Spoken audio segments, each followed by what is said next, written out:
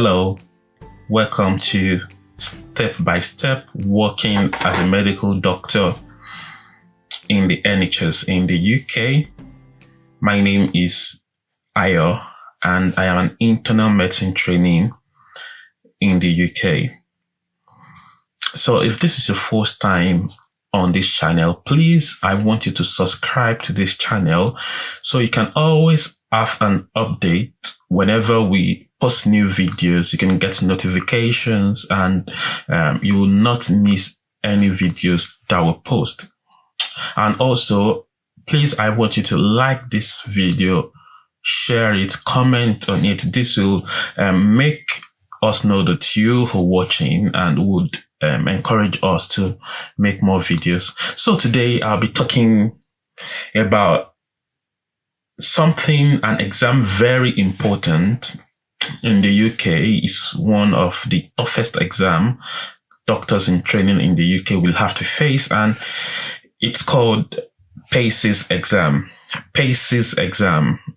So for those who are internal medicine trainees, for you to be MRCP UK, that means for you to be a member of the Royal College of Physicians in the UK, you need to pass the MRCP exam. It's a 3-stage exam: MRCP Part 1, MRCP Part 2, and the PACES exam. So MRCP Part 1 and the Part 2 written, they are objective exam CQs. That's multiple choice questions. The PACES exam is the clinical part of the exam, which is basically like an OSCE exam. So the exam is quite notorious for the complexity of cases. You can see rare cases that you may not even have seen before in your clinical practice. On the PACES day, you might see these cases. And there can be variety of cases. It covers every single system, from neurological system to cardiovascular to gastro to respiratory, history taking, ethics, and communications. So there are quite a lot of things that you have to prepare for in this exam. So for doctors who are planning to take the PACES exam, I'll just give the tips that helps me pass this exam. I passed the exam as IMT1. I'm currently IMT2, which I started in August. I passed this exam a couple of months back as an IMT1. So there are tips that I would just like to share that would help anyone that is hoping to take the exam very soon. So the number one thing when you want to start preparing for the PACES exam is to have the mindset of passing the exam. A lot of people, because there is fear of the exam, and in fact at work, I hear it a lot from many people. They will say, oh, just use your first attempt as a trial to know how the exam is like. So you're not expected to pass it the first time, because that's how low the pass rate. So the pass rate of the exam is not really great, especially for international medical graduates. According to the statistics released by the Royal College of Physicians themselves, international medical graduates, they have lower pass rates than doctors that trained in the UK. So many people tell you that, oh, is it your first time? Okay, just go for the exam. I mean, you may not pass, but at least you'd have the experience. So a lot of people that are preparing for this exam are just going to have the experience of how the exam is like. They're not even aiming to pass. They just want to know what the exam is all about. It's a very expensive exam, and I don't think anyone should go to the exam with the hope of, let me just see how it is. And if I pass, fine. If I don't pass, it's all right too. I believe you should be well prepared for any exam you're going for. So because people already have the mindset that, okay, I'm just going to have fun.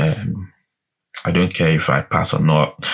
Because of this, some people may not prepare adequately for the exam. So have a mindset that I'm giving this exam the best, my best effort. Another thing that you should keep in mind is while preparing for the PACES exam, because you are giving it your best shot, it's a very intense exam in terms of preparation. It requires a lot of energy and time. You may have to, how would I call it? So you may have to sacrifice some things. For example, your leisure times, you may have to sacrifice some of it. As a person myself, while preparing for this exam, I couldn't do a lot of other things. For example, things like quality improvement projects, audit, researches. I had to suspend them for the period of preparing for this exam because it would be too much to be doing all of this and be preparing for PACES at the same time. So you might have to sacrifice some of this. And sometimes before that, I would usually, go out with friends in the evenings, on weekends, and maybe play games, see movies and all that. I have to cut down on this to allow me enough time to prepare for this exam. So another thing that you should do is you should speak to previous candidates or candidates that have taken the exam before. Regardless of whether they pass or fail, they will give you advice that can help you in this exam. So rather than going for the exam and making your own attempt your first experience, speaking to people who have done the exam before would give you an insight regarding what the exam is all about. Because from my experience and speaking to other people, the first dilemma is how to even start preparing for the exam. It's not an MCQ exam that you can just start reading and read textbooks for. Every exam has its own strategy. Every single exam has their own strategy. The same applies to PACES. So you need someone that has actually gone through the exam to let you know how the exam is like, what is expected, and this way you'll be able to devise the appropriate strategy for the PACES exam. So, people that have gone through the exam, for example, in my own case, I spoke to someone, one of the registrars who has done the exam before, even though he didn't pass, but he was able to offer me insights of what they expect on that day. And because of that, I wasn't rattled, because he told me that because they have very short time to question you during the exam, they would question you a lot in quick succession. They would rapidly question you so much that you don't have time to think. You don't have time to structure your answers. You don't have time to think about your answers. And if you're getting too slow, they may cut you short and move to the next question. So if you get rattled because of all of this, you may actually lose your composure and you may get frustrated and get angry in the exam. However, because I knew this was the case, so immediately as they're answering me, I already have structure. So that's the next thing I'll go to. I already have structure for my answers. And as they are asking me these questions, I just rattle out the answers according to my structure. I didn't waste time answering the questions. And any questions I didn't know, I'll just say, I'm sorry, I can't remember this question. And they ask the next question. And that way I didn't get angry. I didn't get frustrated for not being able to answer the questions. So that leads to my next advice. Anticipate the questions they are likely to ask you. The good thing is there are a lot of books now that can help you to know the common cases and the common questions under each case. So if you study these books very well, you study the cases very well, you would be able to predict 90% of the questions you are likely to be asked for each of the particular case that you see. So if you study the common cases and the common questions, you would most likely be able to predict these questions. So what is left for you to do is to structure your answers appropriately, because you don't have time to think about the answers. Something that should always ring in your mind from practicing for your examination stations, you must practice your answers also. The reason I'm saying this is because what the examiners expect is that your examination must be slick and structured, and your answers must be fluent. You don't have time to think about the answers in exam, or to know, because they have 2 minutes to question you in some stations. So they don't want you to just stay on the questions all through the 2 minutes. They need to move very fast. If you don't have a structure for your answers, you will stammer, you would be rattled. I'm not absolutely very fluent, but for this exam, I had to be fluent. What I did was, for every single possible questions I could be asked, I had a structure in mind. And when I was asked this question in exam, I've practiced them to myself, to colleagues several times. I've said it to myself and to colleagues several times, so much that when I was asked, I didn't have to think about it. What I wanted to say was already in my mind. There was no, it was structured, it was fluent, and it was smooth. So you need to also practice your examinations a lot. Practice and practice and practice your examinations. Practice with colleagues at work. Practice with registrars that have taken the exam before. Practice with consultants.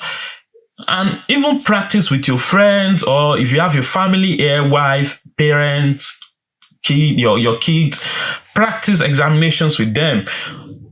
Even if it's normal findings, just practice them, because the truth is the examiners are more likely to note your mistakes if you are hesitant. If you are slick and smooth, even if you miss things, even if you miss some things, you may not get penalized for it, because the examiners may not notice it. So, for example, I had people tell me that they got full marks in some stations despite missing a particular part of the examination. That's because the part they missed wasn't important in making the diagnosis, and they were slick and smooth with the examination, and possibly the examiner didn't notice that they missed it. So, but if you are hesitant, even if you manage to do all the examinations and you didn't miss anything, if you are hesitant, they feel that you're not confident, and you get marks down for this. Also, if you are hesitant, the examiners will pay more attention to what you're doing. Normally, they are supposed to pay attention, but as humans, you can't maintain 100% of concentration every time. These are exams that take hours, and there's a possibility that the examiners may be distracted occasionally during the exam. So if you are getting hesitant and not confident, then they pay attention to you and pay attention to all your techniques and everything you are doing, so much that a minor mistake may cost you. However, if you're very slick and smooth, they see you as a confident doctor and may not even pick out your mistakes, because you already give them an impression that you know what you're doing. So practice your examinations as much as possible. Make use of the opportunities in the hospital where you work. There are varieties of cases in the hospitals where we all work, and all you need to do is to speak to colleagues to signpost PACES patients to you, like patients with signs that are very commonly tested in PACES exam. You let your colleagues signpost them to you, and you can go and examine these patients. Also, it's important to have practice partners. You shouldn't prepare for PACES exam in isolation, because you might think that you're doing things appropriately, but when colleagues or practice partners observe you, then they pick out your mistakes. Personally, I thought I was very confident in examinations of the cranial nerves, and I've practiced the routine over and over again. 2 days to my exam, I actually did the cranial nerve examination in front of 2 colleagues, and they pointed out to me that I didn't do a particular exam. And I was like, what do you mean by that? I did everything. And in fact, it didn't click what they were trying to say. And I had to repeatedly ask them over and over again that, what am I supposed to do? I don't understand what you're saying. What should I do?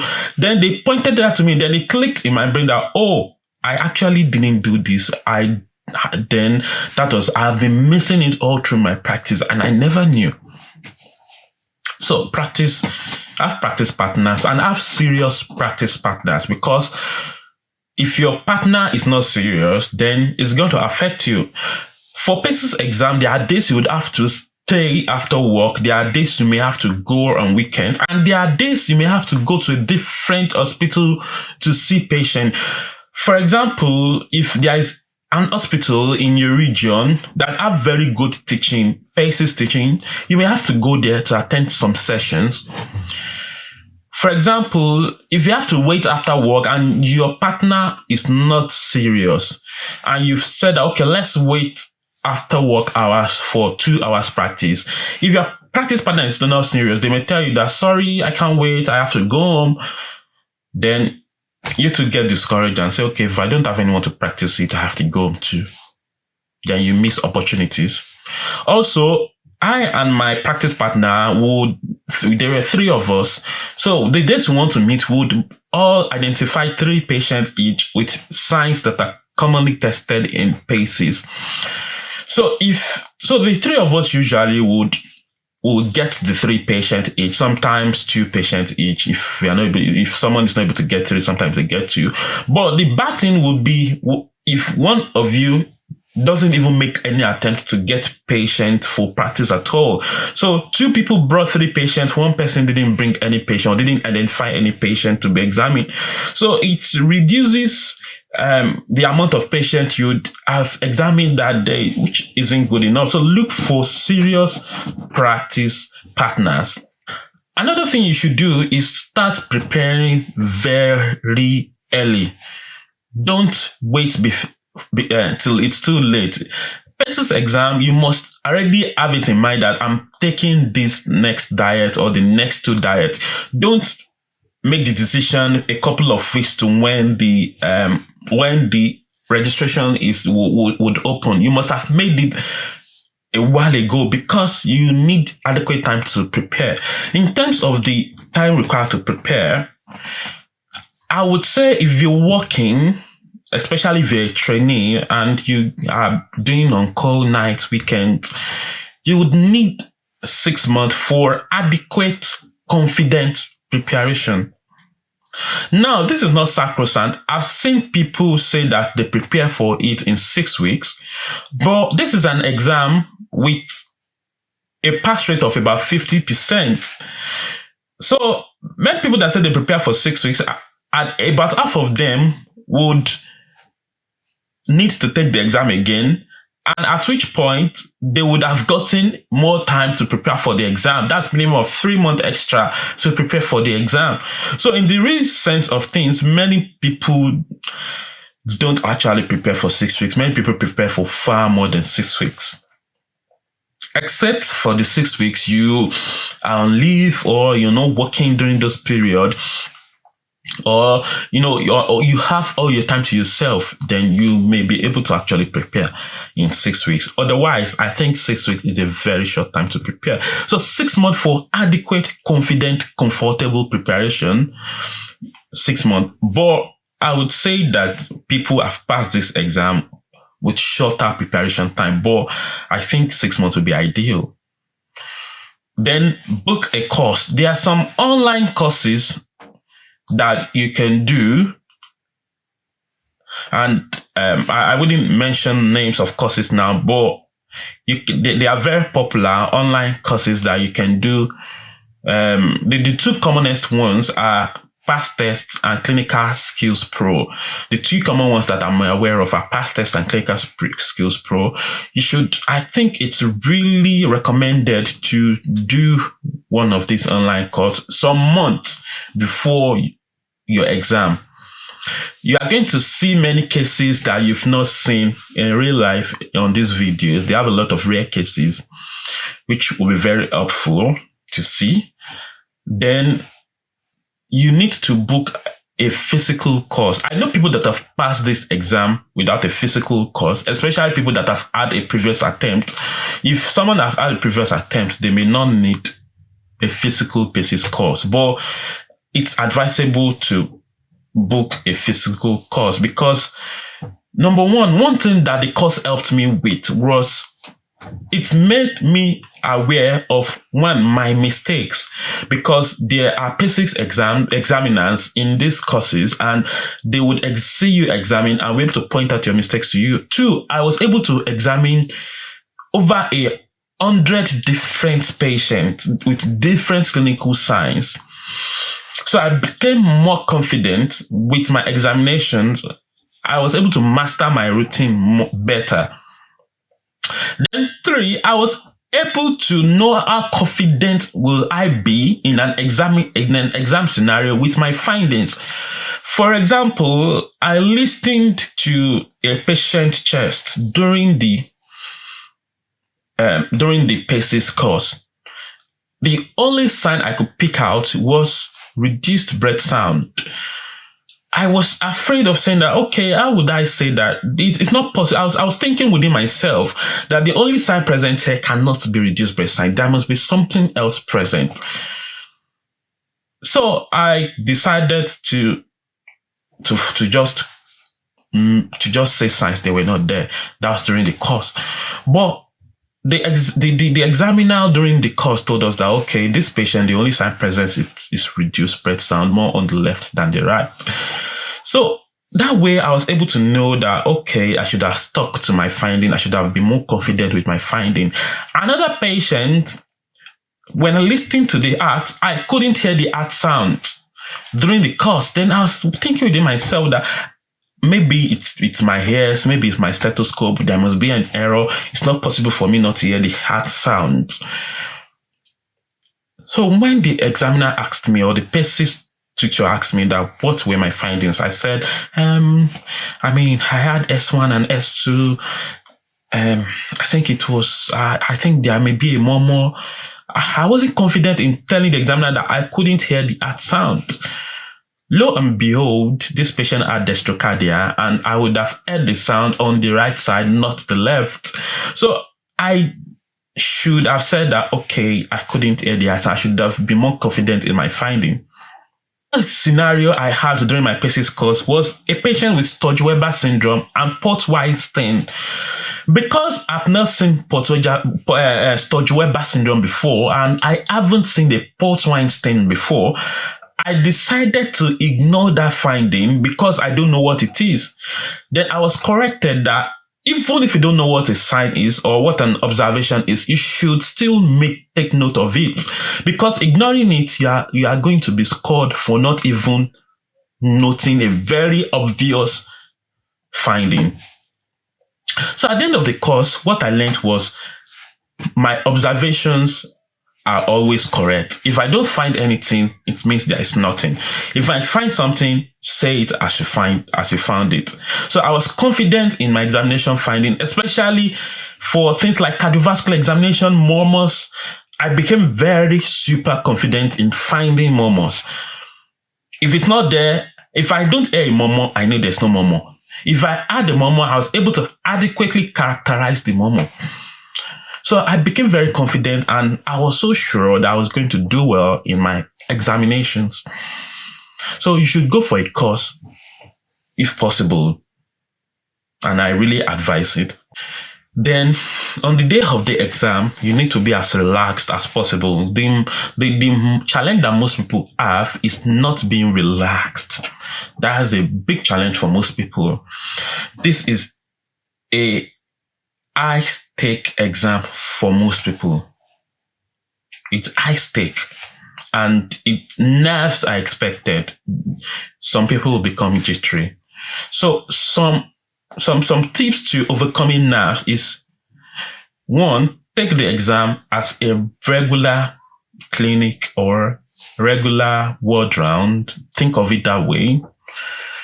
Two, arrive at your venue in good time. Plan ahead. So if you can arrive the night before, that's better, so you can have enough time to rest. I know of a candidate who had their flight to the exam center cancelled the night before.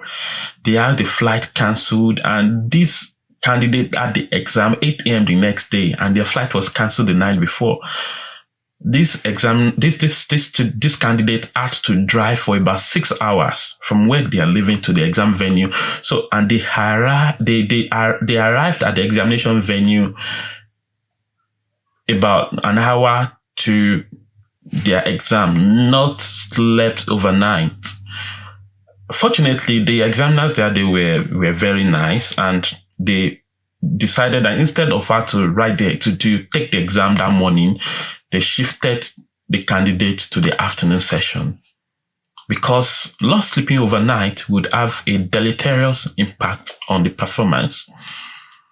So have a good sleep the night before. It's not the night to read overnight and give yourself bad sleep.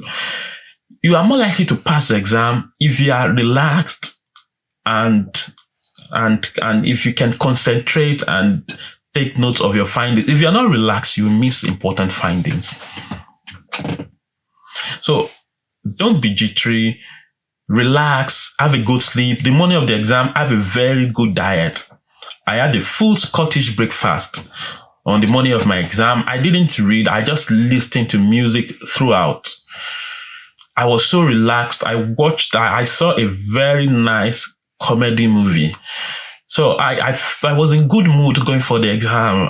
There was no nerves. And also, just as a precaution, I took propranolol just for the nerves, just in case the nerves want to come. I took propranolol. I've never taken propranolol for any exam, but for PACES exam, I had to take propranolol. So if you think you are still having issues with nerves, you can call your GP to ask for propranolol for exam or performance anxiety. During the exam, don't think about the scenario or the stations. So, for example, if you start from a station and you didn't do very well, from experience, by Royal College of Physicians, they stated that the first scenario or the first station, candidates may not actually be organized, or they may not be, they may be jittery in the first scenario, and the examiners have to be aware of this. So there's a chance that your first station, you may not be too organized in the scenario or in the station as you want. Don't let this affect your next stations. The examiners are aware that it's your first station, and they will take that into consideration when marking you. And apart from that, you may think that a station has even gone badly and you've done very well. Personally, I think every single PACES candidate that I've spoken to before have told me this, that there was that particular station they thought they would fail and they probably had full marks. In my own scenario, I had a station, my neuro station, and my cardiovascular station, 2 stations. I was very sure that I have failed these 2 stations. I was absolutely very sure, because I was asked some questions I couldn't answer, and I thought I missed findings. I'm very sure I missed findings, because after the exam, I felt that I didn't say this, I didn't say that. Oh, this was a simple station and I should have said this and that. And lo and behold, I passed both stations well, having full marks in my neuro station, despite not answering a very basic question, because I just, at that moment, it just didn't occur to me that that's what the examiner wanted to hear. It was so simple and so basic that I would have answered it on any other day, but I still had full marks for the station. So you might think that this has gone very badly, whereas you've actually answered what is next. Because what happened is the examiners, before the candidate come in, they would have had a criteria of what the candidate must say to pass, or what the candidate must identify to pass the station. So even if you didn't say some things or you didn't identify some things, it might not be a criteria to pass for that particular station. So That's why if you miss some questions, it's not actually a criteria to pass that station, but you've actually answered the key questions. And if the results come out and things don't go to plan and you didn't make it, don't be discouraged. Don't be sad. Don't feel bad. Go for it the next diet. Make plans, discuss with your supervisor. What can you do to ensure that you pass the next diet? And you will definitely pass the next diet. So those are my tips for PACES exam. I believe this has helped someone in the preparation for their PACES exam. Thank you very much.